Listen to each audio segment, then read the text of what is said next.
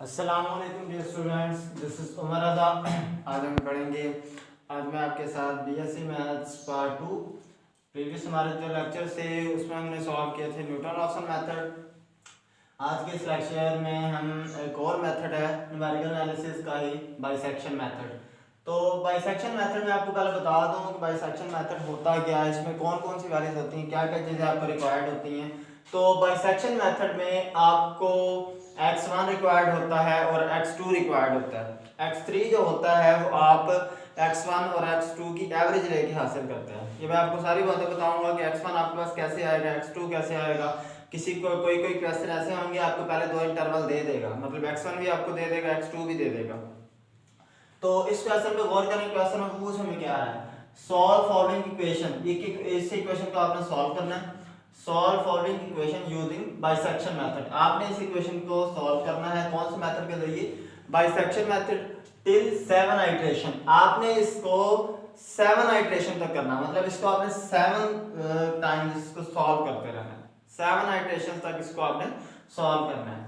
तो देखें, अगर आपने इसका सॉल्यूशन आपको शुरू करना है तो मैंने आपको पहले बताया कि बाइसेक्शन मेथड के लिए आपको दो चीजें चाहिए, एक आपको x1 चाहिए, दूसरा आपको x2 चाहिए। तो अगर आप इसमें देखें, इस क्वेश्चन में आपको x1 भी गिवन नहीं है, x2 भी गिवन नहीं है। कोई भी क्वेश्चन ऐसे होंगे आपको इंटरवल आपके देगा, x1 भी देगा, x2 भी देगा। जिस क्वेश्चन में x1 x2 नहीं देगा उस पे आपने खुद से फाइंड करना है। तो जो हमने न्यूटन-रॉप्सन का लास्ट वाला क्वेश्चन किया था उसमें हमारे पास इंटरवल्स गिवन नहीं होते थे, उसमें हम इंटरवल फाइंड करते थे। कैसे फाइंड करते थे? By isolation of roots. Isolation of roots के जरिए आप उनके इंटरवल्स फाइंड करते थे। आइसोलेशन ऑफ रूट्स आप किस तरह से करेंगे? सबसे पहले आपने देखना है क्या करना है जी। आप आइसोलेशन ऑफ रूट्स इस तरह करते हैं कि आप f ऑफ 0 पहले फाइंड करते हैं। f ऑफ 0 कैसे निकलेगा? जहां जहां पे x आएगा वहां पे आपने क्या रिप्लेस करते जाना है? 0। उसके बाद आपने f1 f2 f3 ये तब तक आपने करना है जब तक आपको इस तरह का केस नजर ना आए, negative positive negative positive negative positive. मतलब पहली वैल्यू अगर नेगेटिव है तो दूसरी कौन सी होनी चाहिए? पॉजिटिव। अगर पहली पॉजिटिव है तो दूसरी क्या होनी चाहिए? नेगेटिव। ये बात लाजमी नहीं है कि पहले नेगेटिव होनी चाहिए, अगर पहली पॉजिटिव है तो दूसरी क्या होनी चाहिए? नेगेटिव। अगर इस तरह का केस आएगा तो आपने कहना है ये मेरी रूट्स हैं। फॉर एग्जांपल 1 हमने पुट किया तो हमारा आंसर पॉजिटिव आ गया, 2 हमने पुट किया तो आंसर क्या आ गया? नेगेटिव। तो फिर हमने कहना है कि हमारा जो 1 और 2 है ये हमारा इंटरवल है, मतलब ये x1 है ये x2 है।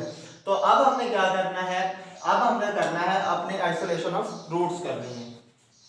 आइसोलेशन ऑफ रूट्स करके हम अपने पहले इंटरवल्स फाइंड करेंगे। हमने कैसे करना है? By isolation of roots.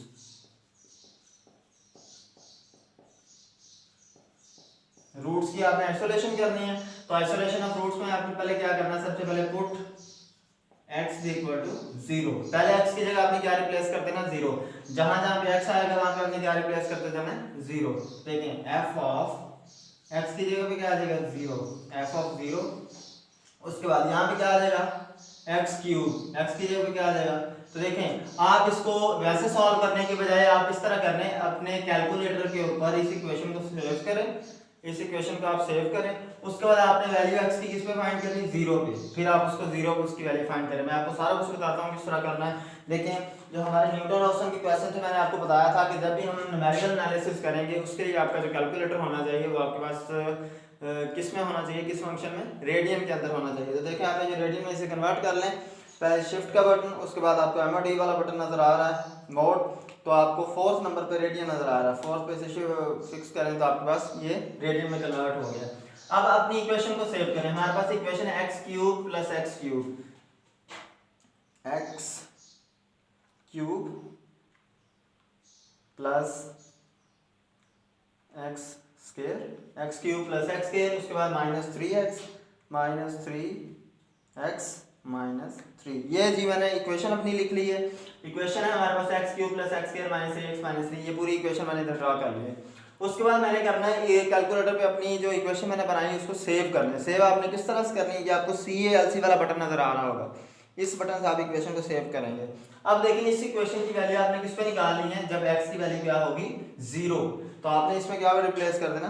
Put कर देना 0। तो 0 पुट करते हैं तो इसका आंसर आता है -3। तो देखिए, इसमें मैंने 0 पुट किया है इस पूरे फंक्शन में जब मैं 0 पुट करता हूँ तो मेरा जो आंसर आता है क्या आता है -3। ऐसे अलग-अलग 0 0 पुट करने की बजाय आपका टाइम बहुत ज्यादा वेस्ट होगा। आपने एक ही दफा इक्वेशन को सेव कर लिया, आप वैल्यू निकालेंगे। देखिए f ऑफ 0 की पहली वैल्यू क्या है नेगेटिव, अगर आपने इंटरवल आपको चाहिए तो दूसरी वैल्यू क्या आनी चाहिए पॉजिटिव। तो देखें f ऑफ 1, अब हम इसमें क्या रिप्लेस करेंगे 1, तो देखें 1 रिप्लेस किया तो आंसर क्या आता है -4, मतलब इसका आंसर भी नेगेटिव ही आ रहा है। पहला आंसर भी नेगेटिव है, दूसरा आंसर भी नेगेटिव है, इनके साइन सेम है, इसका मतलब अभी तक हमें इंटरवल हासिल नहीं हुआ। तो फिर हम करते हैं, अगर अगली चीज हमारे पास पॉजिटिव आ गई तो फिर हम नेगेटिव सॉरी इंटरवल कह सकते हैं इसको।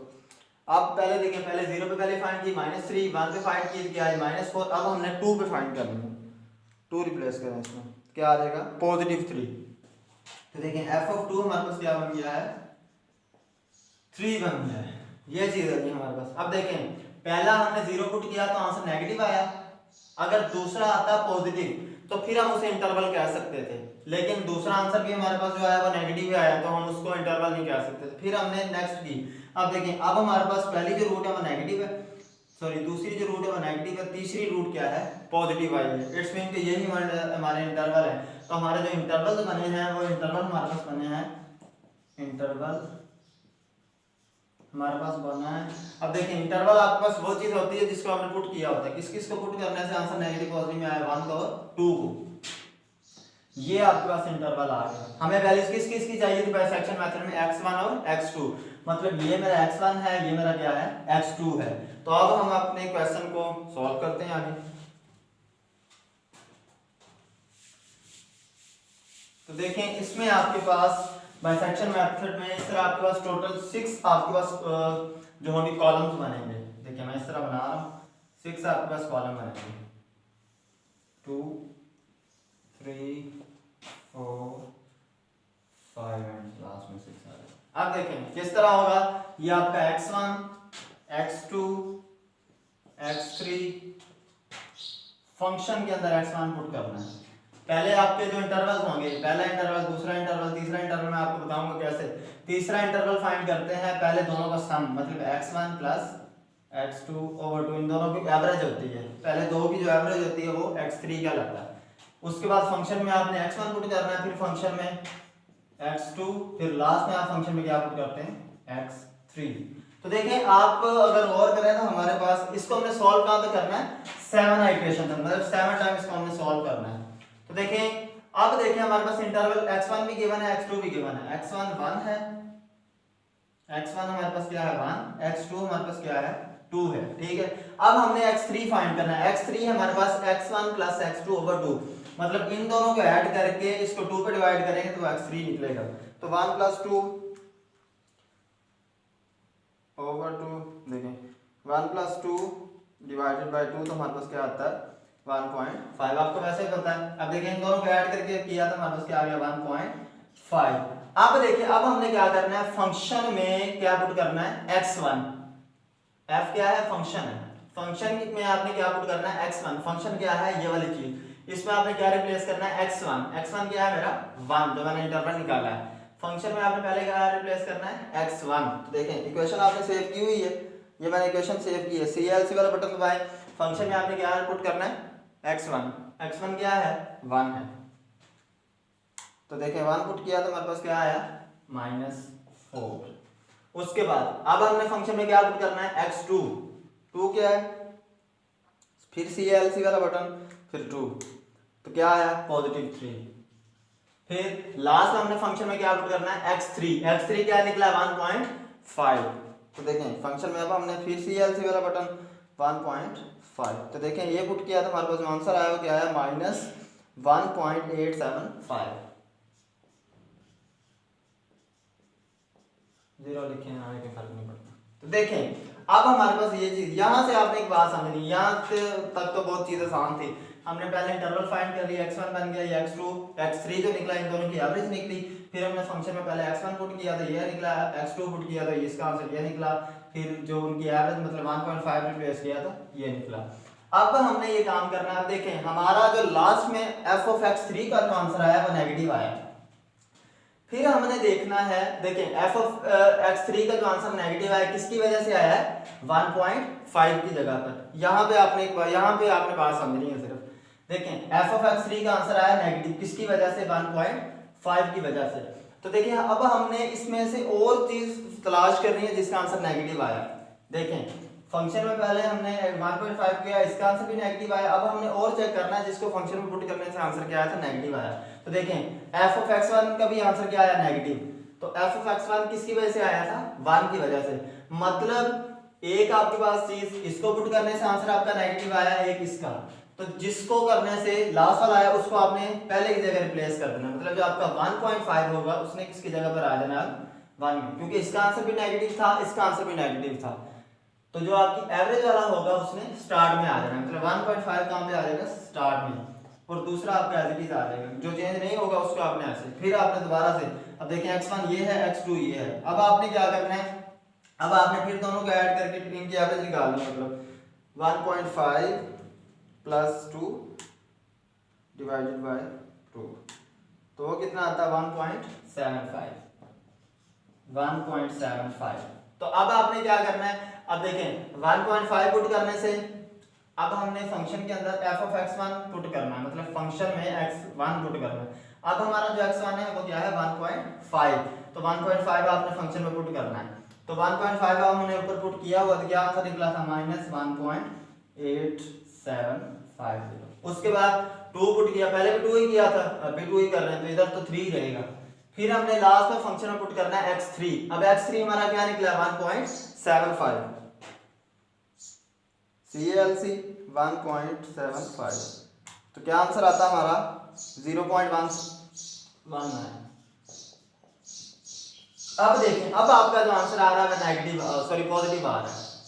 देखें अब अगर पॉजिटिव आया तो आपने वो चीज देखनी है जिसको पुट करने से किसी और का आंसर भी पॉजिटिव आया। देखें इसका आंसर तो नेगेटिव आया, हमें ये नहीं चाहिए। देखें एक तो इसका आंसर भी पॉजिटिव है, इसका आंसर भी पॉजिटिव है, तो x2 पुट करने से इसका आंसर क्या आया था, पॉजिटिव। x2 क्या था, 2 था। एक f ऑफ x3 का आंसर पॉजिटिव है, एक इसका। तो अगर x2 का पॉजिटिव है मतलब f ऑफ x3 की रूट है उसने इसकी जगह रिप्लेस होना है। नेगेटिव था तो इसकी रूट नेगेटिव की जगह रिप्लेस हुई थी, क्योंकि इसका पुट किया था, इसका आंसर नेगेटिव आया था। अब देखिए इसको हमने पुट किया तो इसका आंसर क्या है, पॉजिटिव आया।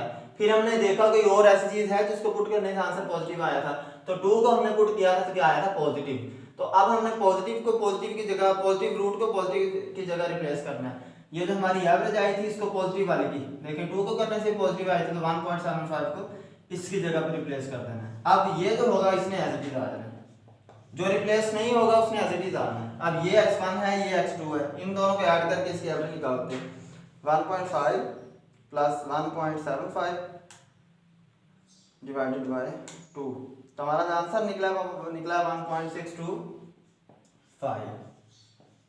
हमारे पास x1 भी आ गया, x2 भी आ गया, x3। अब देखिए x1 तो ऊपर वाले की तरह, मतलब 1.5 फंक्शन में पुट किया था, तो क्या आंसर निकला था, -1.875। उसके बाद 1.75 पुट करने से क्या आंसर निकला था, 0. बार बार करने की वजह हमने ऊपर किया हुआ इसलिए मैंने ऊपर से देख के लिख दिया। अब आपने फंक्शन में f ऑफ x3 पुट करना है। x3 हमारा अब क्या है, 1.625। तो फंक्शन में हमने अब क्या पुट करना है, 1.625। तो इसका आंसर हमारे पास क्या आता है, -9434, -0.9434। तो देखिए इसका आंसर अब आ रहा है नेगेटिव। फिर हमने चेक करना है कोई और ऐसी रूट है जिसका आंसर नेगेटिव। देखिए f ऑफ x1 का आंसर भी नेगेटिव आ रहा है। f ऑफ x1 का आंसर किसको पुट करने से नेगेटिव आया था, 1.5 को। मतलब आपने अब जो आपकी थर्ड रूट है उसको फर्स्ट की जगह रिप्लेस करना है, क्योंकि हमारी जो अभी रूट आई उसका आंसर भी नेगेटिव है, इसका आंसर भी नेगेटिव है। नेगेटिव को नेगेटिव की जगह रिप्लेस करना है। 1.625 को आपने इसकी जगह रिप्लेस कर देना है, और ये सेकंड जो होगी जो रिप्लेस नहीं होगी उसमें तो एज इट इज आना है। फिर हमने क्या करना है, अपना x3 निकालना है। x3 इन दोनों को ऐड करके 2 पे डिवाइड करने से 1.625 प्लस 1.75, तो इसको हम 2 पे डिवाइड करते हैं, हमारा जो आंसर आता है वो आता है जी 1.6875। 1.6875। तो देखिए 1.625 पुट करने से हमारे पास आंसर क्या आया था, -0.9434। 1.75 पुट करने से क्या आता था 0.1719। देखें फंक्शन में ये पुट करना है 1.75। उसके बाद लास्ट में हमने F of x three put करना है। एफ ऑफ एक्स थ्री अब हमारे पास क्या है 1.6875। 1.6875। तो देखिए हमारा जो आंसर क्या निकला वो क्या निकला -0.4094। देखिए फिर हमारा जो आंसर आ रहा है वो क्या आ रहा है नेगेटिव आ रहा है। फिर हमने क्या करना है नेगेटिव किसको पुट करने से आया x3 को। फिर और किसका आंसर नेगेटिव था x1 वाली का। x1 की जो ओरिजिनल रूट थी ये वाली, मतलब आपने x3 की रूट को x1 पर रिप्लेस करना है। x3 की रूट क्या निकली है 1.6875। x1 हमारे पास x2 तो रिप्लेस नहीं ना हुआ, इसमें तो ऐसे ही जाना है 1.75। फिर इन दोनों को ऐड करके मतलब इसकी एवरेज निकालनी 1.6875 प्लस 1.75 डिवाइडेड बाय 2। तो हमारा जो आंसर आया वो निकला 1.7188। फिर हमने इसके देखें अब हमने फंक्शन में पुट करना है x1। x1 अब हमारा क्या है ये वाला, तो 1.6875 पुट करने से हमारा आंसर आया -0.4094। 1.75 पुट करने से आंसर क्या था 0.1719। लास्ट में x3 पुट करना है। x3 हमारा क्या है 1.7188। 1.7188। अब हमारा देखें आंसर फिर आ रहा है नेगेटिव -0.1243। -0.1243 ये चीज आई हमारे पास, ठीक है। तो देखें अब हमारे पास आंसर फिर हमारा क्या आ रहा है नेगेटिव आ रहा है। तो फिर हमने क्या करना है एक आंसर हमारा फर्स्ट को पुट करने से नेगेटिव आया था, एक थर्ड को। तो थर्ड को हमने जिन दोनों को करने से सेम आए ना उनको चेंज करना होता है। देखें एक x3 को करने से नेगेटिव आया, एक x1 को, तो आपने x3 को किसकी जगह रिप्लेस कर देना x1 की जगह। तो क्या आएगा 1.7188। x2 तो रिप्लेस नहीं हुआ इसमें, तो फिर ऐसे जाना है। फिर इन दोनों के x3 कैसे निकालेंगे, इन दोनों को ऐड करके 2 पे डिवाइड करने से 1.7188 प्लस 1.75 डिवाइडेड बाय 2। तो कितना आंसर आता है 1.7344। फिर हमने देखिए 1.7188 पुट करने से हमारा आंसर क्या निकला था -0.1243 और 1.75 पुट करने से 0.1719 और लास्ट में 1.7344 पुट करते हैं 1.7344। तो इसका आंसर हमारे पास क्या आता है 0.0223। 0.0223। तो देखिए अब इसका आंसर आ रहा है पॉजिटिव। तो देखिए एक इसका आंसर पॉजिटिव आया और किसका आंसर पॉजिटिव था x2 का। x2 किसको पुट करने से आता है 1.75 को, मतलब एक x3 को करने से पॉजिटिव आंसर आया, एक x2 को। अब x3 को x2 पे रिप्लेस करना है। x3 कौन सा है 1.7344। अब इसको तो रिप्लेस नहीं ना हुआ, इसमें तो ऐसे ही आना है 1.7188। अब x3 निकालना है। x3 कैसे निकालेंगे, इन दोनों को ऐड करके 2 पे डिवाइड करके 1.7188 प्लस 1.7344 डिवाइडेड बाय 2। तो हमारा आंसर आता है 1.7266। देखें 1.7188 पुट करने से हमारा आंसर क्या आता था -0.1243। उसके बाद 1.7344 पुट करने से क्या आंसर निकला था 0.0223 और लास्ट में अगर हम ये पुट करेंगे 1.7266 तो फिर हमारा आंसर आता है 1.7266। अब हमारा आंसर जो आता है वो आता है -0.0514। तो यही हमारा देखिए हमने 7 आइटरेशंस करनी थी 1 2 3 4 5 6 7 आइटरेशंस तक हमारी जो रूट निकली है वो कौन सी निकली है 1.7266। तो हमारी जो रिक्वायर्ड रूट है वो कौन सी निकली है 1.7266। यही था ये हमारा सॉल्यूशन इसमें, जिसमें हमने बाइसेक्शन मेथड सॉल्व किया। ये वो क्वेश्चन है जिसमें हमारे पास इंटरवल जो थे वो गिवन नहीं थे। उम्मीद है आपको इसमें अच्छी तरह से पॉइंट्स जो होंगे आपको क्लियर हो गए होंगे। अगर आपको किसी किस्म का भी कोई मसला दरपेश हो तो कमेंट बॉक्स में आप अपनी राय शेयर कीजिएगा। इंशाल्लाह जिसको कोई भी मसला दरपेश हुआ इंशाल्लाह उसको हम सही करेक्शन उसकी करेंगे। तो अगर अभी तक आप लोगों ने हमारे चैनल इजी मैथमेटिक्स को सब्सक्राइब नहीं किया तो काइंडली चैनल को सब्सक्राइब करें, उसके बाद बेल आइकन को प्रेस करें ताकि आपको हमारे जो अपकमिंग लेक्चर्स हैं, आने वाली न्यू वीडियोस आपको टाइमली मिलती रहें। और अपने दोस्तों के साथ, अपने क्लासमेट्स के साथ, लोगों के साथ शेयर करें ताकि इसमें हमारा भी फ़ायदा हो, उसके बाद जो न्यू स्टूडेंट्स हैं उनका भी फ़ायदा हो और इंसानियत का भी फ़ायदा हो। इंशाल्लाह नेक्स्ट लेक्चर में फिर बीएससी के किसी और लेक्चर के साथ, किसी और मेथड के साथ या फिर इसी तरह का कोई और प्रूफ लेके हम हाजिर होंगे। तब तक के लिए हमें इजाज़त दें। अल्लाह हाफ़िज़।